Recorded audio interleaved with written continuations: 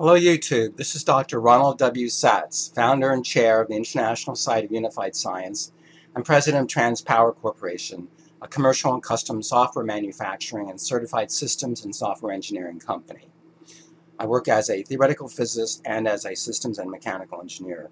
Today's topic is very important, theory of the Casimir effect and solid-state interatomic distance.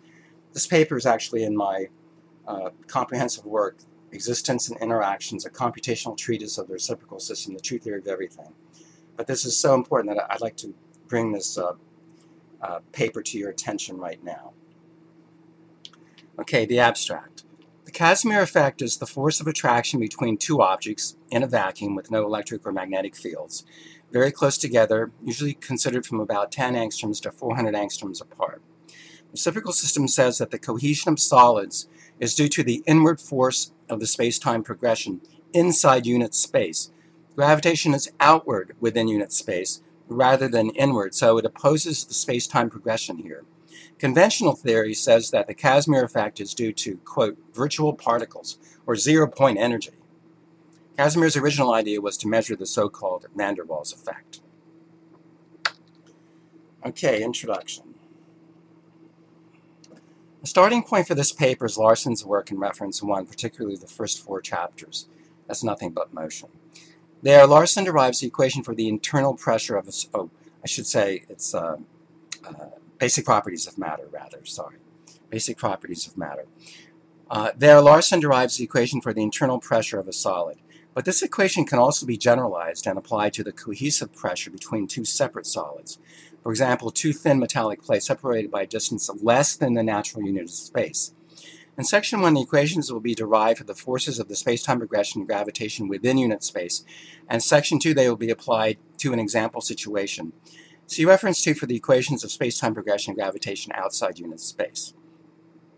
References 3, 4, and 5 give the conventional theories. These works are based on quantum mechanics and are quite bizarre. Experiments are difficult to perform and subject to considerable experimental error. Approximately, the Casimir effect in terms of pressure is about 1 atmosphere at a distance of about 1/2 the unit of space, 200 angstroms. Okay, the nomenclature here, the symbols I will give as we proceed. Unit conversions and physical constants. There's the natural unit of space, S sub u. The interregional ratio between the time region and the time-space region, I sub r. The value of the natural unit of space in the time region is there, and the natural unit of force. Okay, let's look at this. Theory, section 1, theory. In the reciprocal system, there are two primary forces, the space-time progression and the gravitation force. Outside unit space, S sub u, the space-time progression is outward, the gravitational force is inward. Inside unit space, S sub u, the space-time progression is inward, the gravitational force is outward. Thus, inside unit space, the cohesive force is the space-time progression. The force is constant at the natural unit value, F sub p equals F sub u, and that's 327.223 dynes. The gravitational force inside unit space, say for two separate atoms of the same element, is given in reference 1 as F sub g equals 0.006392 up to the 4th power times the natural log of the magnetic time displacement of the rotations of the atom to the 4th power divided by the natural unit of space given in centimeters divided by S sub u times the natural log of the electric rotational displacement of the atom squared times the natural unit of force, F sub u. So the equilibrium atomic separation will occur when these forces are equal. F sub g equals F sub p. So there's the equation 3b right there. And we can solve for the equilibrium distance in centimeters. 0.006392 times F sub u up to the 1/4 power times the natural log of T sub m times S sub u divided by F sub u up to the 1/4 power times the natural log of T sub e. The F sub u drop out. And so we finally get that S sub 0a in angstroms, that's S sub 0 in angstroms equals S sub 0 centimeters times 10 to the 8th, of course. Closer than this distance, there will be a net repulsion. All right, so to apply these equations to separate macroscopic bodies, we will have to work with pressures rather than with forces. In reference 1, Larson derives the equation for the internal pressure of the solid in equilibrium.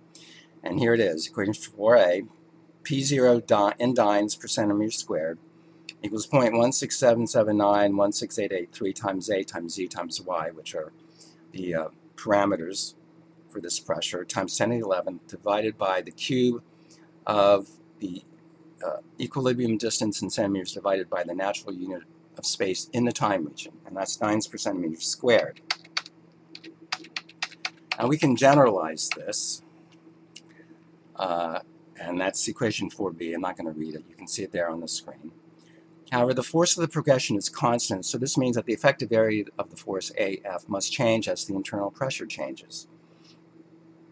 So the effective cross-sectional area equals F sub P divided by P in the pressure in dynes per centimeter squared. By symmetry, this must also be the effective area for the gravitational force. Of course, A sub-effective combine to form the entire face area A of the two bodies. The net inward pressure at the separation distances then, so it would have to be F sub P minus F sub G divided by the area, dynes per centimeter squared. And there, equation 6b, I have it worked out. You can see it on the screen. Again, the F sub U cancel out. And that's in dynes per centimeter squared, but experimental results are commonly stated in atmosphere, so we have to apply this conversion factor from dynes per centimeter squared to atmosphere. Come down to the next page. Now, let's look at an application. So here we go. Don't want to take calls right now.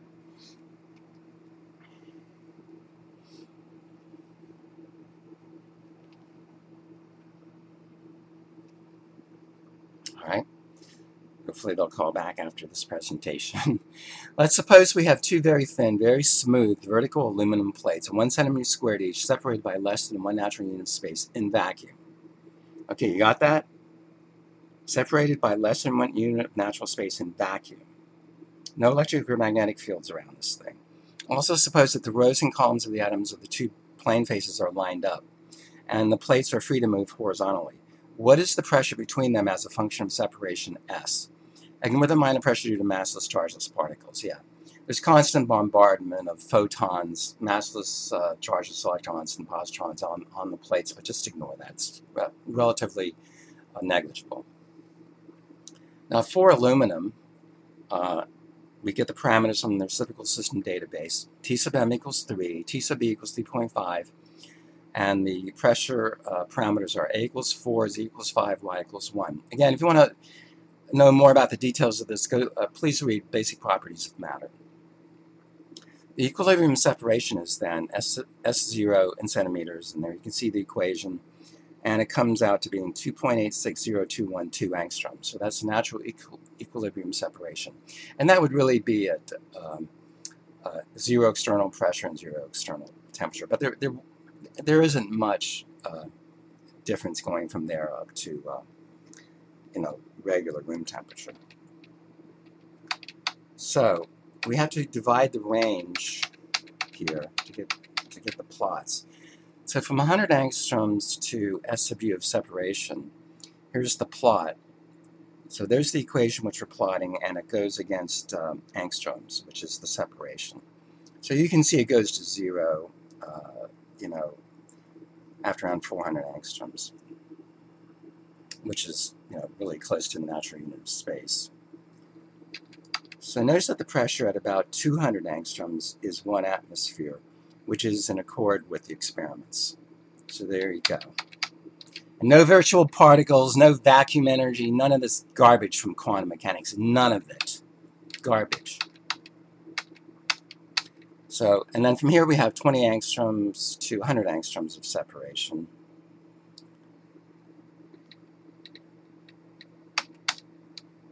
And then here from 1.4 angstroms to 20 angstroms, and there you can see it. So, that's 1.4 is below the equilibrium interatomic distance. So the pressure is negative, of course, pushing the atoms back out to the equilibrium distance. So as I say here, notice how the net pressure goes negative when the separation is less than S0 in angstroms. All right, so look at that. Conclusion: the Casimir effect between two bodies is actually due to the same interatomic distance forces as that within a body. The space-time progression and the gravitational force. These two forces are oppositely directed from what they are in the region outside unit distance.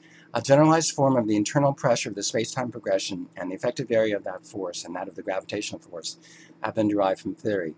The net pressure, the Casimir pressure, is plotted for three distinct ranges of separation for two parallel aluminum plates inside unit distance. The equations presented here are far simpler and far more useful than those derived from conventional theory. There is no need for any electrical theory of matter. The forces are not electrical. So here are the references. Reference 1, Basic Properties of Matter by my mentor, Dewey B. Larson. Reference 2 is my paper, Calculation of the Gravitational Limits in the Hubble Constant for the Local Group. Again, that paper is in existence in Interactions as well. And 4, 5, and 6, 4 and 5 are references to the regular conventional literature. And reference 6 is the Reciprocal System Microcosmos database that has all the calculations for the properties of matter. All right, well, that does it for today. Thanks for your attention. The simplest possible treatment of the reciprocal system is my work, The Unmysterious Universe, published a long time ago, 1971, has all the concepts, lots of diagrams, easiest way to learn the theory. Now, if you do want the mathematics, and I mean all the mathematics, please get my work, Existence and Interactions, a computational treatise of the reciprocal system, the true theory of everything. It includes this paper, The Casimir Effect, and lots and lots of other papers. 711 pages in the PDF, 711 slides in the PowerPoint file. Thousands of equations, tables, drawings, everything. Now, once you get through with that, which will take you quite a few months, you can obtain my two database modules, the Reciprocal System Microcosmos database and the Reciprocal System Macrocosmos database. The Microcosmos database has all the calculations for the properties of matter, including the Casimir effect. It covers photons, subatoms, atoms, compounds, alloys, both material and cosmic particles. The Reciprocal System Macrocosmos database covers all the properties in the macrocosmos, the universe as a whole, galaxy clusters, galaxies, star clusters, stars, planets, moons, minor bodies like asteroids and comets, nebulae and dust clouds and voids. Very comprehensive. Both database modules have excellent graphics capabilities to plot all kinds of graphs. The verification of the reciprocal system is in the two database modules. There are thousands and thousands of calculations. Quantum mechanics and every other theory out there have nothing compared with this. But we're not done yet. The theory also extends itself to econophysics. Larson was not only a theoretical physicist, he was a theoretical economist, just like I am. And my latest work is Optimal Economist. An implementation of Larsonian econophysics covers the economics of individuals, businesses, business sectors, and whole countries. So it covers both microeconomics and macroeconomics.